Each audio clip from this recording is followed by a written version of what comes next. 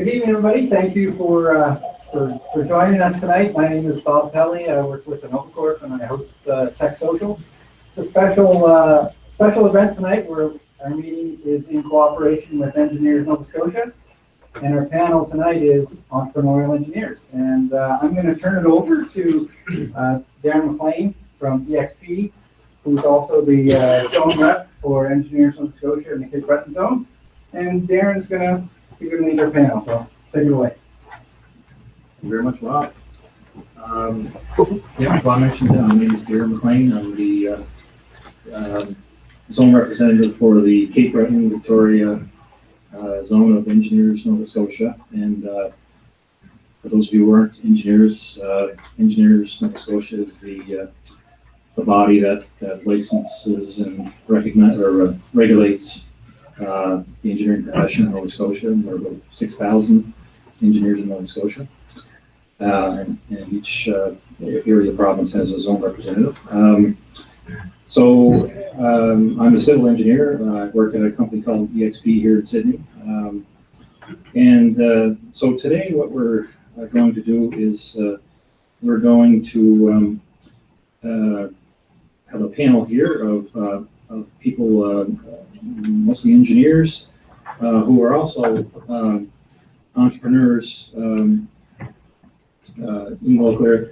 Before I get going, I want to mention too that we're going to have some door prizes at the end of the session here. There's a little box up front there, and if you want to just write your name on the cards or that are there, or throw your business card in, the box will be drawing for door prizes at the end of the night. So I guess the first thing we should do is have our panelists introduce themselves. Maybe tell us all a little bit about yourselves and what you're doing here in the local area. My name is Brian McDonald. I'm a co-founder at Breton Brewing. I'm a mechanical engineer as well. I graduated from Dalhousie in 2007. I worked for IMP for a couple of years in the aerospace industry, but I mainly worked in the HVAC industry, so heating, plumbing, ventilation, cooling, all that good stuff. So I worked that until about 2 years ago, and then I switched over to starting the brewery. And so that's a little bit about me, and I'm sure I can go into more detail. Doug Milburn, Protocase, and let's see, went to school at Waterloo. Confession. No, sure. I had 2 degrees in physics. I did my undergrad and master's in physics and then PhD at University of Waterloo, so people call me an engineer. However, I was rejected by Professional Engineers Ontario, half course short for mechanical and a course short for electrical, so I'm not feeling good about myself. Well, great. I haven't started already, so great. I started Protocase, started a company called Advanced Glazing, which is my wife, who's sitting right over there. She runs now. And started Protocase. Protocase has grown. We're 130 employees now. Advanced Glazing is about 25. So. Joe Machewski. I am an engineer. About 1/10 as bright as Doug, but they actually gave me the designation, so that's great. Graduated in the early 90s, Chem Eng, worked for DuPont and Degoose for a lot of years up in Ontario, came back and worked for Doug for a little bit, founded 3 companies, 2 of which are still doing well, a co-founder in GMS Surface Tech, a chemistry formulation company now out of Halifax, and Sona Nanotech, a nanoparticles research company also out of Halifax. So a major shareholder in both of those, and I am currently the marketing and sales manager for Scotia Software, a business software solutions company here in Sydney. Hi, I'm Matthew Giorgio. Joe and I went to high school together, actually. I look a lot better, though, don't you think? So I started engineering at CBU, and then I went to Technical University of Nova Scotia, which is now merged with.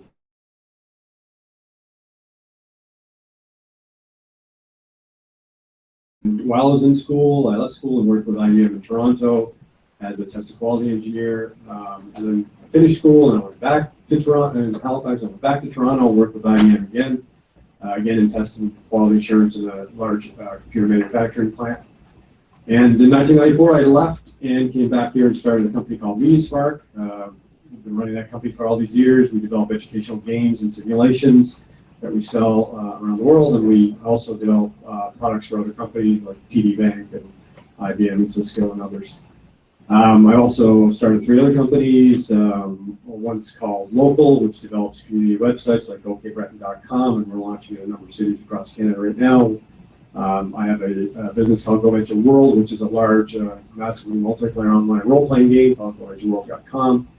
And a side business that does metal signage and art, which actually leverages the work that Doug does at Protocase. That's me. That's great. Thank you very much.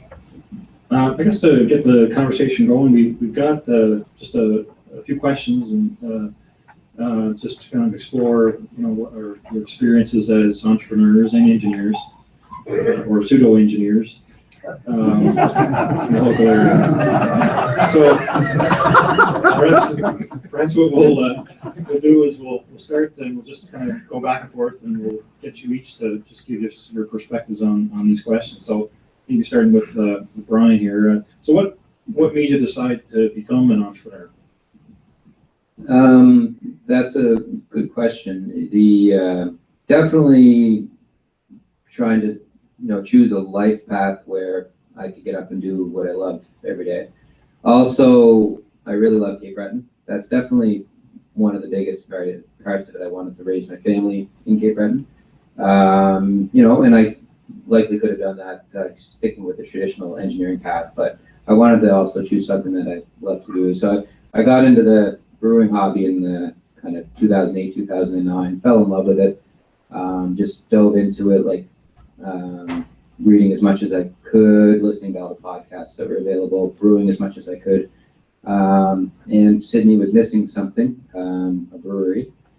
Big Spruce came online in 2013. I already had the itch big time, even before Big Spruce started. Andrew Morrow, the other co-founder at Breton Brewing, and I were home brewing together, and we probably started talking about it in 2012-ish, something like that. And it took a while to get serious, and I don't think it's in my DNA, my family, to be an entrepreneur, really. So it was a really tough decision for me to think about leaving a steady paycheck and starting a different career path. But I felt that seeing how the business had grown, in the States and in Western Canada and Ontario, and especially seeing the last couple of years in Nova Scotia, but we kind of, had a feeling that might happen in Nova Scotia as well. And beer's been around for thousands of years. It was something that, although it was an entrepreneurial, risky career path, I felt that it was still fairly safe. And I think that, deep down, I'm a fairly safe person, and, was used to the traditional career opportunities. But, I love brewing. I love everything that has to do with it. I traveled around the world to several spots, doing brewery tours, asking as many questions as possible, trying as many different beer styles as possible. And so it's just all of that, just trying to do something that I wanted to do. I wake up every day and love to do. And that's definitely the truth right now. Like for the most part, every single day, I just love getting up and heading over to the brewery and keeping the business going, and thinking of new ideas and ways that we can be creative and continue with the companies. Entrepreneurship is a genetic disease. That's not linear. My parents were, our family's not entrepreneurial or anything like that, but it's just been, you never had a normal job other than summertime in undergrad. I totally skipped all that working stuff that most people did. And then I've worked it in my life. It's been good. Seriously, I don't know. Just always had entrepreneurial view of the world, looked at things and said, geez, that's really interesting. I love that. Other people seem to love that. Bet you could sell those. And just always made that leap in my head. Extremely driven, and get a goal in my head, and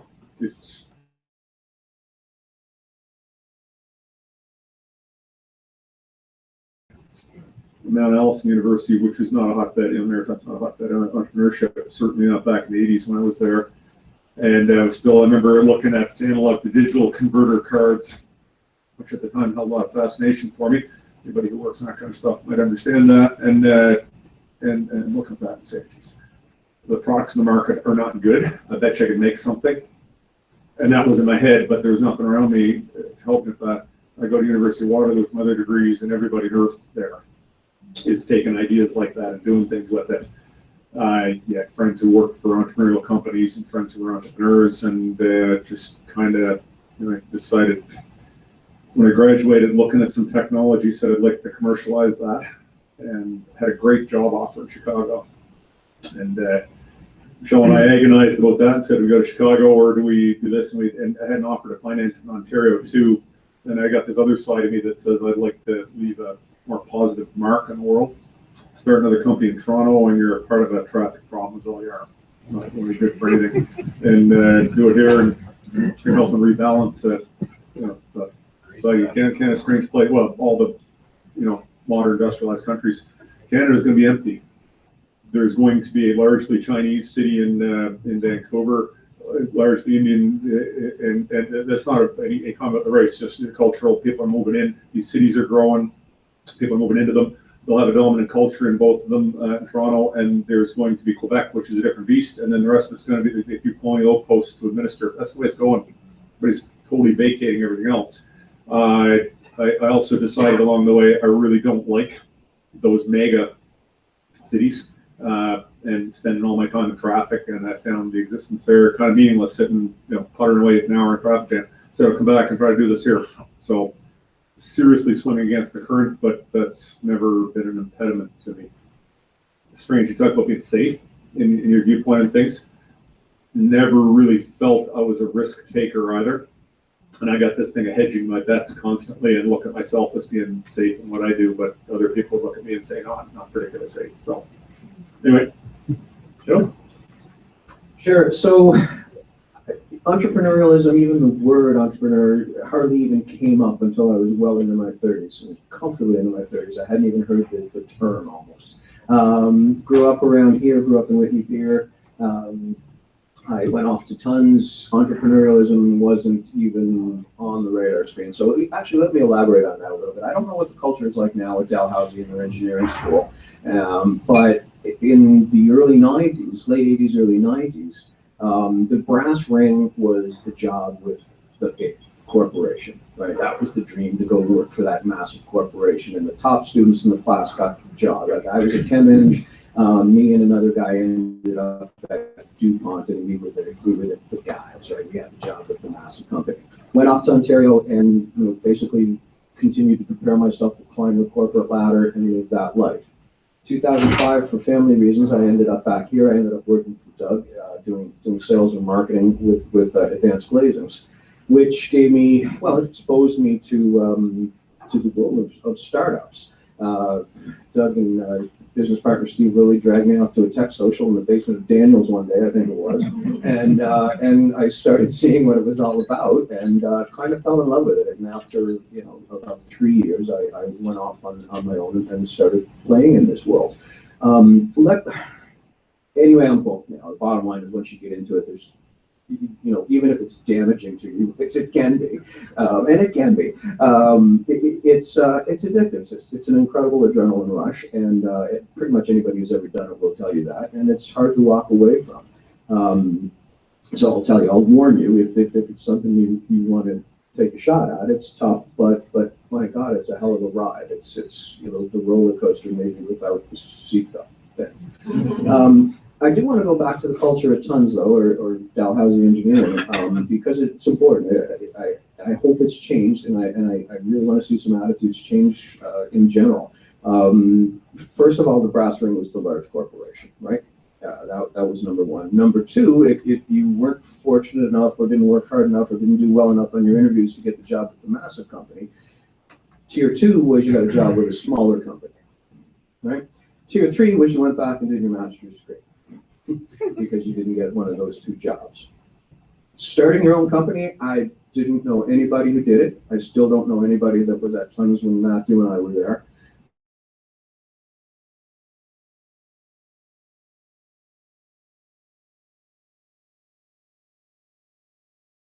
And hopefully there's, people, for, the times I've been at MIT, anybody who's doing the master's at MIT, they're not doing it because they just love research. They're doing it because it's the company. This is the company they're starting. They're doing the master's degree, they're doing the thesis in the research that's going to be their startup. Right? Now, that's a culture. That's a beautiful culture. And I don't think we have that yet. I can't say that I've spent a lot of time at Dow Engineering lately, but my God, it would be beautiful if we started moving in that direction. Even if it's, some CPU kind of started poking in that direction as well. Anyway, I'll shut up now and let Matthew talk. Speaking of tech social meetings in the basement of Daniels, we kind of felt we were the French resistance in WW2 in Cape Breton during those meetings. I'm not sure some of you were there. But, so I grew up in the back of a restaurant. My family's Greek. We immigrated here when I was very young, and stereotypical Greek thing, when you go in another country, you start a restaurant.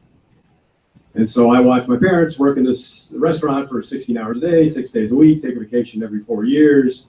And all I knew was, I don't want to do that. I want a 9-to-5 job. The word entrepreneurship was never in the vocabulary. We didn't sit around the dinner table talking about prices and stocks and all this other stuff. We talked about, oh, it's Saturday, got to go and put the turkey in the oven, right?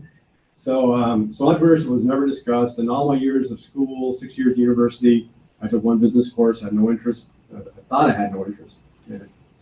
And then when I ended up working with IBM, and I was doing pretty good there, but I felt as though I didn't have control over my own future. So, I'd be fixing problems that other people would be causing, and those problems really shouldn't have been caused if they were properly trained or properly employed. And so I felt that I didn't really have control over my own destiny at a large company, and I kind of wanted more control. I was somebody that was, I worked hard, I worked smart, and I felt I need to put that into more of my own thing. I also wanted a chance at financial freedom, quicker than you could get in a large company. So far, I'm 0 for 2 on both of those things. So there's a warning for you. But similar to Doug, living in Toronto, a big city. Toronto is an amazing city, one of the best cities in the world. I've been to many cities, and it's definitely one of, if not the best cities in the world. But it comes with all the things that a big city comes with, like sitting in traffic for many hours, seeing the people at IBM that were ahead of me by 5 years. They just were starting their families. They were just buying their first homes, and of course they couldn't afford anything in Toronto, so they were commuting for 2-3 hours a day, and that's just not a life for me. Interestingly, Doug, you mentioned A to D converters. Can geek speak here? That's actually what I was going to originally do. I was doing a lot of that at IBM, and the business I was going to start instead of MediaSpark was to work with manufacturing companies to automate their processes using technologies like that. Don't do something to be conversing. What year is it? So because of that, I just felt that the time was right. My wife and I were young. We didn't have kids. We didn't have a lot of responsibilities. We were still kind of living as students, and so the opportunity to start a business kind of came up, and thought, why not? And similar to Doug, people looking at us would call us risk takers. I don't go to the casino. I don't gamble. To me, that's gambling. Running a business is not gambling. It's managed risk. Everything about life is managed risk. Sometimes it goes well, sometimes it doesn't. But I think most entrepreneurs, not all, but most, would tell you they're not. Gambling and risk is not the same thing. Anyway, that's okay. Thank you. Brian, so how has your engineering or technical training and experience helped you or hurt you as an entrepreneur? Well, starting a brewery and having worked in the HVAC industry, soon heating and plumbing and ventilation, all that stuff, that literally directly applied to designing the brewery. So the construction and knowing how to deal with the contractors and designing the steam piping and all that stuff, that directly applied. But in terms of day-to-day work at the brewery, I think that engineering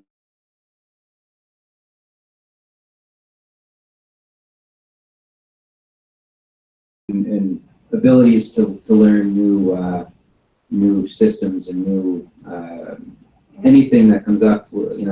I feel like I'm capable to figure out how to do it, and if not, then knowing who to call. And I feel like it just, going to have my engineering degree is one thing, but having worked in the industry and for close to 10 years, and kind of gaining that confidence and skill set. As we grow, we're still a young company. I feel like my role as an engineer is more so developing the appropriate systems at the company, in terms of standing operating procedures. And I think as an engineer, although I think that most engineers degree, we might not be the most social people, but at the same time, I feel like we have a good way of communicating in terms of email communication, in terms of knowing when to set the right meetings and all that. I feel like that's another thing that's has a really good background as an engineer, is knowing how to kind of problem solve and get the right people involved in communication, as well as all of the technical side of things as well. So I don't know. I mean, there's still definitely there's no training book on how to run a business, but and I'm still very young, like these people to the left of me have been Old guys, right? no, but I'm still very new at the entrepreneur thing, but I'm happy with how it's starting, and I feel like the engineering background has helped so far, for sure. Doug, your training and experience, how does that help or hurt you? I just want to get over my jealousy. If he's a real engineer and they accepted him, and he gets to brew beer every day. So I'm really jealous of that. I don't know, when you started you want to start a business, you got to make something that's of value to somebody, to make somebody happy. Technology is how to do things, and engineering is the key to that. When I started natural lighting light in greenhouses. And I think greenhouses was a technological piece that we started with, so it gave me that edge, and everything was engineering technology when I started. My role was technical vision, where we're going, strategic marketing, which really has to tie into technology, and then actually executing on chemical machinery to make the stuff. When I started, move along and things start working. I'd say, if you take it properly, some people make this leap and some people don't. Business grows, becomes about people at that point, because there are all kinds of other people that want to do this stuff. And I think this things objectively and quantitatively, and understand the principles behind things. If you could take that and apply that to the human domain. Nelson University, had lunch with a gentleman named Michael Josephson. And probably won't ring a bell, but Nobel Prize winner, Josephson Junction superconducting transistors. And chatted with this extremely bright physicist, Nobel Prize winner in this program. I have to bring these guys there. You say, what do you do? And he's a real natural philosopher physicist. And so there's about 4 or 5 students there who got to have lunch with the guy. What are you doing? Trying to find reality through smashing particles and this kind of stuff, and inventing superconducting transistors, so a little waypoint along the waveform, trying to figure out what reality is. So what are you working now? Well, it's sort of psychological. Well, why are you doing that? Because if you want to understand what the world is, you have to understand what understanding is first. A lot of truth to that. You talk about getting deep into anything, and after a while, you got to ask the question, what's the question you're asking? And sorry, that's deep. Go ponder that one for a while. Go take about 20 years and ponder that. I did. I still think about that all the time. But I mean, part of that, being a little more hands-on tech, I'm not a natural philosopher myself. I'm more a technology kind of person, like doing things. But you think about that, and you think about taking this stuff up to the human domain, what we're all trying to do by going to work every day, trying to start businesses and whatever else. Stop and think about that for a little while in an objective way. It's really cool, the insight you get when you think about that stuff. So I'll take it from technology and everything. That's the whole basis of what I do. But then taking it up into that people domain, and you want to go that next level. It's all about that. And think about those same principles and apply them in some good guiding principles, and you get to great places with it. Joe, so how is your engineering training experience help you or hurt you as a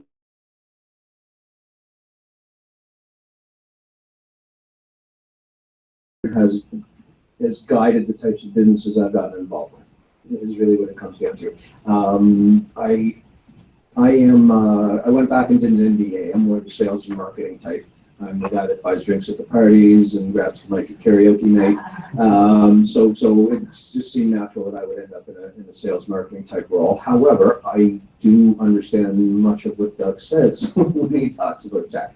So I could go and try to compete with all the other guys selling insurance or mutual funds and those sorts of things, or I could work in an industry where not all the sales guys actually would have the capability of understanding the tech.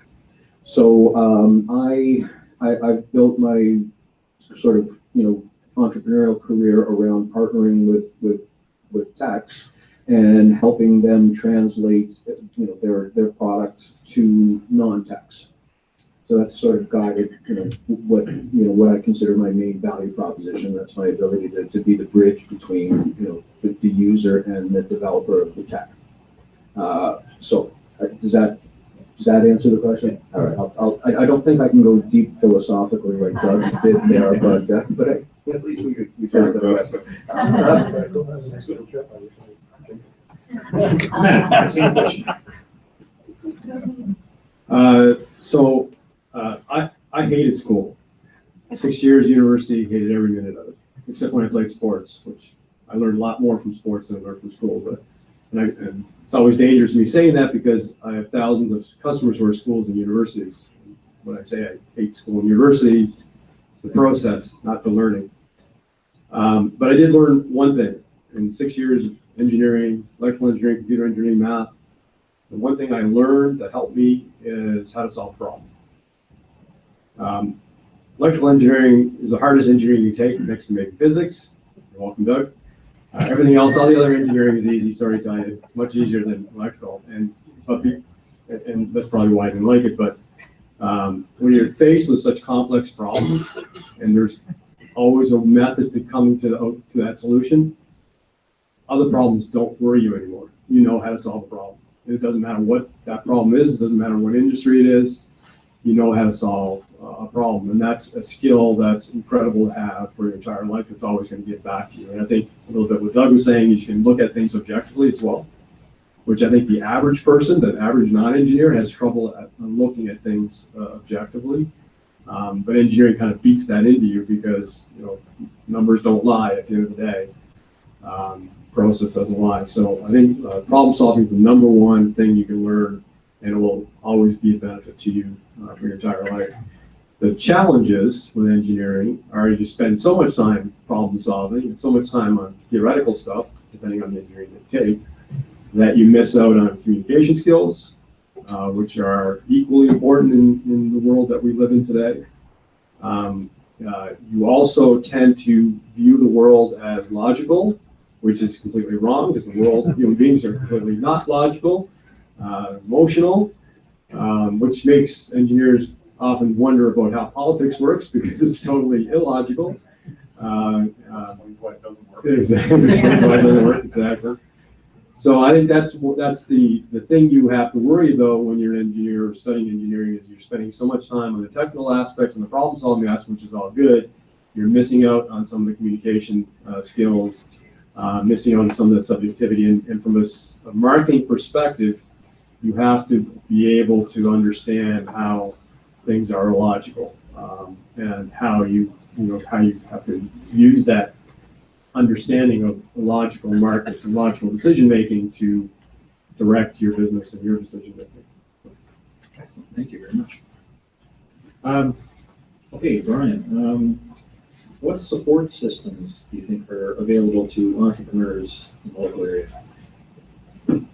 Well, you mentioned at the start that there's 6,000 engineers in Nova Scotia. That's one area that there's definitely a lot of people and similar have had similar backgrounds, and people like me that are engineers or almost engineers that can guide.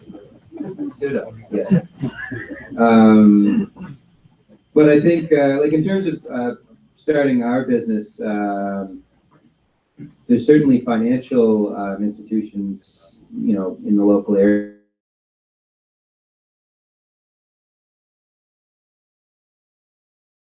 The ideas, to them, if it makes sense to them. Trying to think if there's anything else other than that. I mean, the people is very important. Nice people in the area, business people are there to help when needed, and also those BDC, COA, the two companies that we use with our company. I think there's definitely room for more, more like quote unquote hand holding when you're trying to start. Like it's kind of difficult and to find answers, even in terms of what needs to be done to your building or to doing. Most businesses, if you're starting, you need to do some sort of construction or get codes and permits and all this. And I found that was, I had a little bit of background in that from my previous job, but there definitely wasn't any direction or much help from the area that I found. That's something that I think the area could improve on, is more welcoming of new business and helping, not necessarily financially, but just where to go, who to talk to, being welcoming when a new project is being thought about happening, and okay, this is the permits that you're going to need, this is who you need to talk to, and I'm kind of repeating the same thing that was maybe about past night, but to me, there's a few things to help, but I think a lot of it has to come up within and your own drive to create something that you're passionate about, and then I think there's definitely a lot of room for improvement in terms of what Joe mentioned earlier about the atmosphere at the Dalhousie. I'm not sure if that's Joe or not, but it's not. I think there's a long way to go for entrepreneurship to become more mainstream and for there to be more help along the way when you're trying to start a company. Support systems. So a few decades into this, you want to find the right support system for customers. The secret to running a business. This is the secret. Go sell shit to people that like what you sold them and makes them happy. Seriously, that's it. Go find it in that. What you'll find here is not a lot of customers, but you'll find some really friendly and helpful customers when you want to start stuff up and you want to get off the ground. You miss that. I mean, I see so many people go, we've had financially generous, but otherwise onerous government financing around, and it can be a great thing, but if you follow the trace through the wrong place, follow your customer's trail, they'll look after you, look after them, they'll look after you. Second part, we got a community here. If you're in a large urban area, you don't have a community. You don't have it, you're very much on your own. A whole bunch of people will support you. They won't understand if you're a technology-based business or actually anything entrepreneurial doesn't have to be technology-based. People will struggle to understand what you're doing and why you're not getting a good job somewhere with the pension and all that kind of stuff. But they're just struggling to find it out. People are really supportive of other people around here to an extent that you get the anonymity in large urban areas. And it's one thing I love about here. So that's the next level of support. The rest of the government stuff, I have very mixed things to do about it. It's not all bad, but I look at the success rate of it and how many, how much money's been given out to how many things, and the processes and picking the forces they apply. You need to shape yourself a certain way to succeed with them. Like something's wrong with it because it doesn't succeed, right? And you go at the end of the day, ask the question, and again, step back and objectively, is there something wrong? The classic horror movie, strange things happen in the house and there's noises at night and people get murdered horribly, and you go, it's an old native burial ground underneath there. So why doesn't the economy work here? Is it something like that that's causing it? Or maybe we're not doing the right things, or maybe the government's helping too much, or something like that. It's real simple. Let's start a business.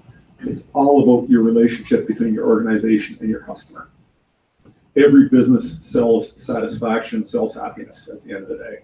So many companies just forget about that. Go figure that out. Go find great customers. You want to find great customers in Sydney? If there are customers in Sydney, they'll probably be great customers when you approach them right when you start up. Brewing. A lot of people like me, I like drinking your beer. Yeah, no, definitely, we've seen that, a lot of support, in our company locally, like more, people and more, demographics than I ever would have thought that, totally are supporting us, and, yeah, it's a.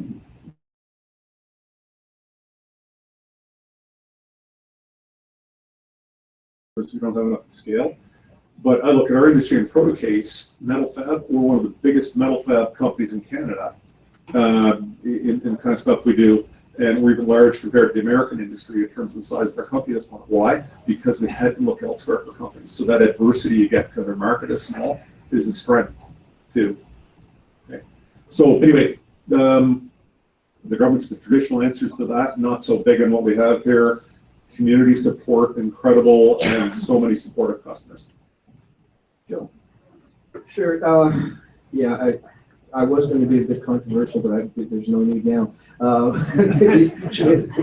Sometimes I think there's so much infrastructure here that it's tripping over each other. We don't need more infrastructure. I don't think anyway. There's Bob and a couple of other people, and they're kind of all we need. More is not more. Well, you're all we need. I'm going to write a song about that. No, so we're kind of in a scenario where more is definitely not more. What do we need to do? Absolutely what Doug just said.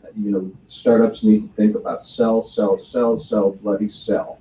Just go frickin' sell something. How many times have we drank here and said, just go, and we didn't say frickin', just go sell something.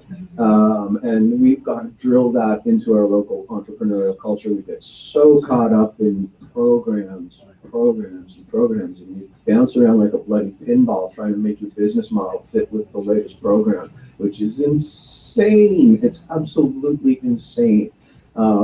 Your business model should be based on that overlap between the value of your product and the customers who will gain from that. That's what your business model is, not driven by the infrastructure that just happens to be available to you. So drive that in your head right out of the gate, right? Drive that in your head right out of the get-go. What do we need? What's our issue? What's holding back our local community right now? I don't think it's anything more than critical mass, right?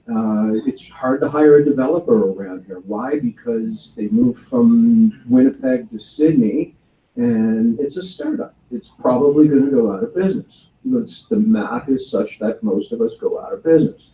So you move from Winnipeg, you take your family, you put them all in a moving van, you end up here, and the company goes out of business in 9 months, 12 months, 18 months. What do you do next? You gotta go, right? So now you're packing. Apply Protocase next. Yeah. So I mean, but it's just not quite enough to make recruiting as easy as it is in other places. We're getting there. We've got a Protocase now. There was a couple of good exits recently. So, it's starting to create, there's more people than there was in the basement of Daniel's 12 years ago, that's for damn sure. So it's moving in the right direction, not fast enough. I've got a side venture that I'm involved with now that is totally focused on the money side of things. Doesn't involve tech in any way, shape, or form. It's just how do we get more capital available, private capital available in the area. I think that's a little part of the picture, but I think we're close. I really think we're close. It's not going to take a whole lot more companies to get to the point where we actually have an ecosystem. So, cross your fingers. Is it a year away? Is it 2 years away? I'm not sure, but I think we're awful close. And in closing, I would like to refer everybody to my TEDx talk on YouTube. So just look that up, Joe Vitebsky TEDx, and it's a lot of Matt's ideas I stole. I stole a lot of Doug's ideas, Steve Lilly's ideas, but just put them together in a way that I thought people would understand. So check it out if you have a minute. And how do you feel about the local support system? Well, one thing about old engineers is they don't often answer the question that you ask them.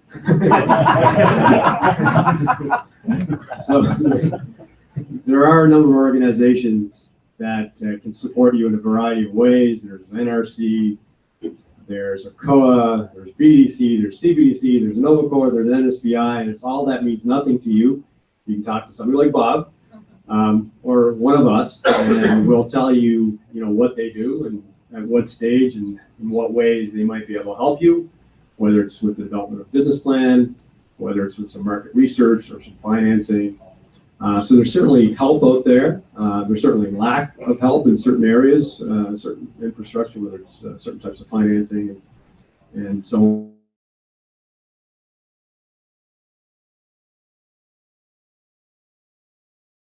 There's always a limit to the number of customers you can find, if you can find any customers, the employees or team members that you might need to find and grow your business is always a challenge.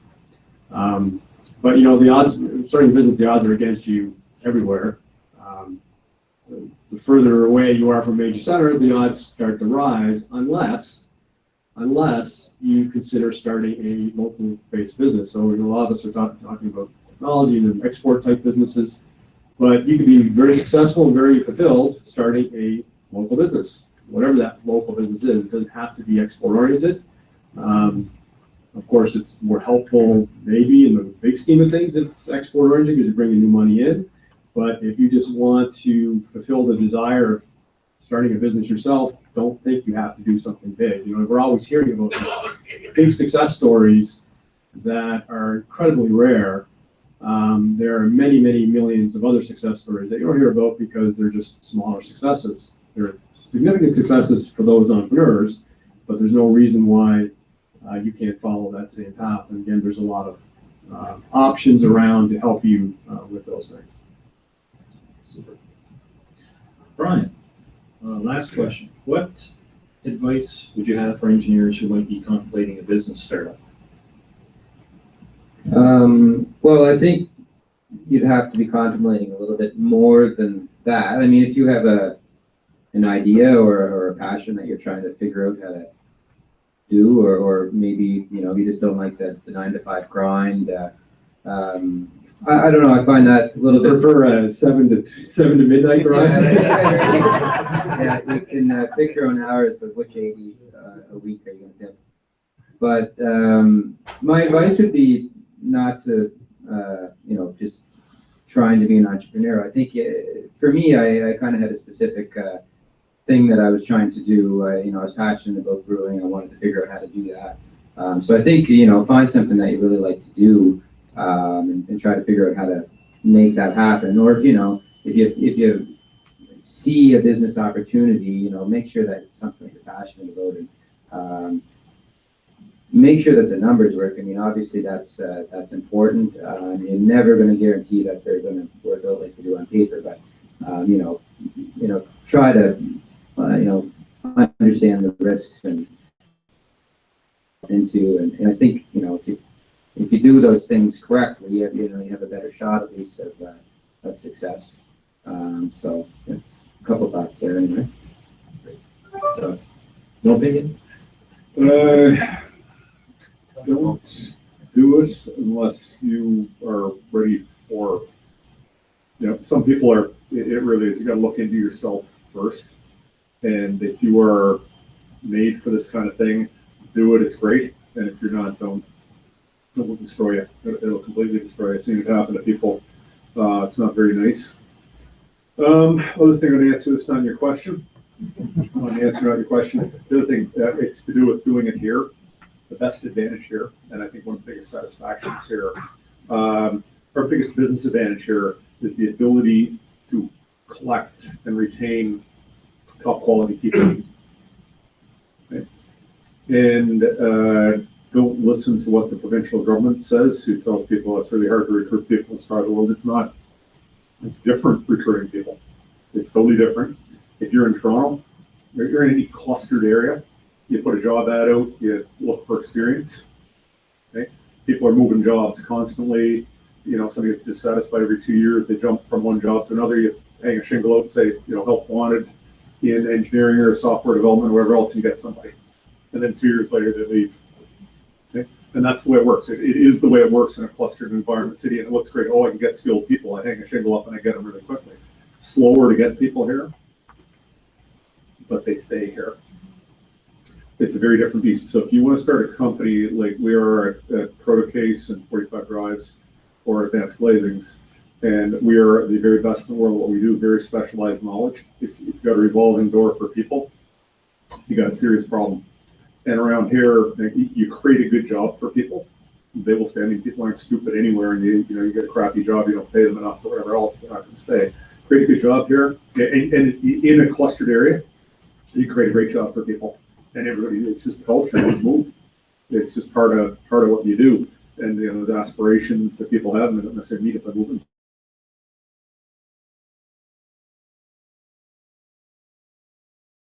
As a team, we've been able to accumulate here, and we kick ass. We have our investors in Toronto, best licensed investors come down here, run really serious businesses, and they go down here and they're totally jealous of the people that we can keep in chairs here. They can't do that problem. And Sorry, what are you selling? The culture or lifestyle? Well, probably unfortunately part of it's a bad economy, but there's also our relationships are deeper here. Humans are humans here. You live in your house in Vaughan or Markham or somewhere like that. Work in the industrial park over there, and you shop in the shopping mall over there, and you have like 5 close friends. You got a whole bunch of other acquaintances, and your work relationships are just deep. We have deeper relationships here. We've also used that. So on the employee end, it's huge. The other place that's huge, the customer end. Case and 45 drives. We look after our customers. Every other company at 45 drives, we make large storage servers. It's computer hardware. People are used to get pushed hardware, and you call up a problem, and they reveal fine print. So that's not our responsibility. Whatever else, we help people, and it's a massive differentiator. It would be tough to do in Markham, where you're at the shopping mall, and nobody really has any depth in the relationship with you, and you don't have depth with others. It's really easy to bring people into the whole idea of depth and looking after people. So I'll leave you with that thought. It's huge, and that's that human dimension. And consider that, and again, from an engineering point of view, and you have all your stereotypes, engineers, and everything else in engineering, you can look at this stuff objectively, look at people stuff objectively. Our advantage here, people, culture, great place to live. People come here and they want to live here, right? You move here, and it's good living here. The people are great around here. The outdoor life is great. Spring sucks, but it'd be perfect. Otherwise, there'd be too many people here. And seriously, it's good living here. People stay here. Everything about life here is good. So, and it's great advantage. Relationship stuff. Businesses are all about people, relationships, the way people interact, and that's our strength there. That's why we can do what we do. Great. Joe.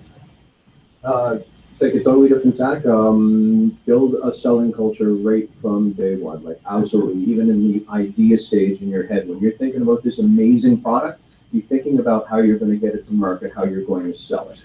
I can't tell you how many times I've run into entrepreneurs who say this is going to sell itself. If you're saying that, you need to put down the crack pipe, right, and rethink that entire attitude. Nothing sells itself ever. What's that? There's something right.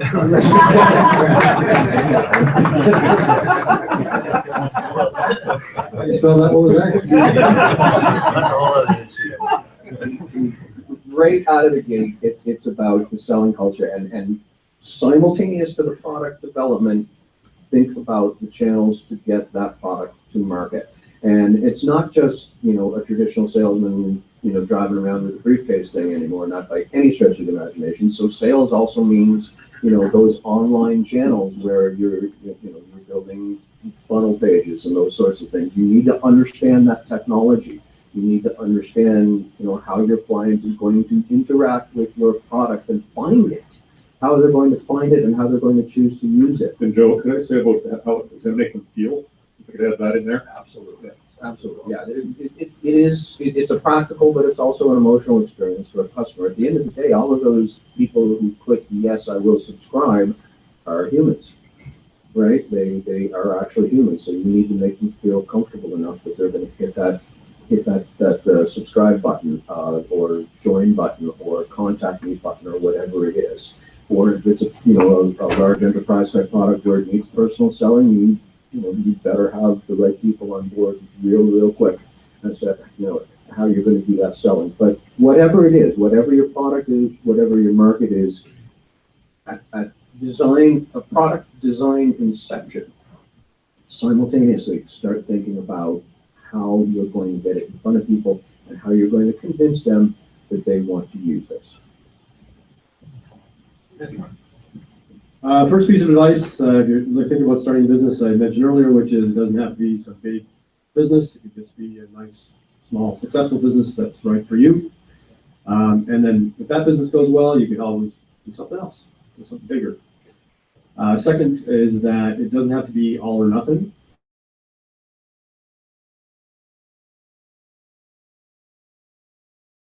You gotta be willing to spend time.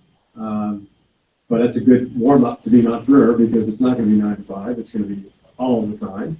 So if you already have a 9 to 5 job and you're spending your evenings and weekends on starting something new for yourself, then that's good practice for the time you're going to be investing anyway.